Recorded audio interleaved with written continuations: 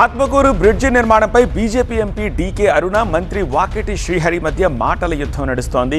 Atmakur bridge నిర్మాణాన్ని అరుణ అడ్డుకుంటున్నారని వాకిటి శ్రీహరి ఆరోపించగా ఈ విషయం నిరూపించాలని సవాల్ చేశారు డీకే అరుణ. డీకే అరుణ సవాల్ స్వీకరిస్తున్నానని ఎక్కడైనా సరే చర్చకు సిద్ధమంటున్నారు మంత్రి వాకిటి శ్రీహరి.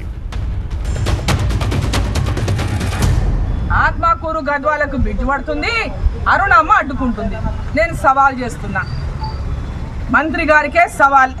ఆత్మకూరు చౌరస్తాకు రండి, మీరు ప్రజల మధ్యలోనే పెడదాం ఈ సమావేశం. ఆత్మకూరు బ్రిడ్జిని నేను అడ్డుకున్నట్టుంటే నాకు చెప్పండి, ఏ విధంగా అడ్డుకున్నానో ప్రజల మధ్యలో తెలపండి. మీరు అడ్డుకోవడానికి నేను ఎందుకు అడ్డుకుంటున్నానో ప్రజల మధ్యలో చెప్పండి. అబద్ధాలు చెప్పొద్దు, మోసాలు చేయొద్దు. అరుణమ్మ అభివృద్ధిని ఏనాడు అడ్డుకోదు. బ్రిడ్జి తెచ్చిందే వాకిటి శ్రీహరి కదా, తెలియరాయింది. ఇచ్చిందే కాంగ్రెస్ పార్టీ రేవంత్ రెడ్డి గారు కదా. లేదు సేఫ్టీ బ్రిడ్జి కట్టమని అంటున్నారు కదా. గతంలో 40 సంవత్సరాలు మీరే అధికారంలో ఉన్నారు, గతంలో మీరు మంత్రి కూడా ఉన్నారు. మరి వాళ్ళు కడుతుంటే ఎవరు వద్దనేటోళ్ళు కాకుంటారు కదా. మీరు కడతా అంటే ఎవరు ఆబ్జెక్షన్ చేసేటోళ్ళు లేకుంటారు కదా.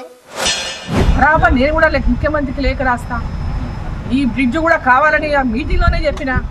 ఈ బ్రిడ్జ్ అవసరం ఉంది, 2 ప్రాంతాలను కలపడానికి బ్రిడ్జ్ అవసరమే. కానీ ఇరిగేషన్ బ్రిడ్జ్ తీసుకొచ్చి ఆత్మకూరులో పెడితే జురాల ప్రాజెక్టు ఉండాలన్నా వద్దా అని అడిగినాను. జురాల బ్రిడ్జ్ కట్టండి, ఆత్మకూరు బ్రిడ్జ్ కట్టండి అని చెప్తున్నా. వాళ్ళేమో వద్దు, ఒకటే కట్టాలి, అది ఇదే కట్టాలంటారు. ఆ రోజు మీరు కట్టలేదు.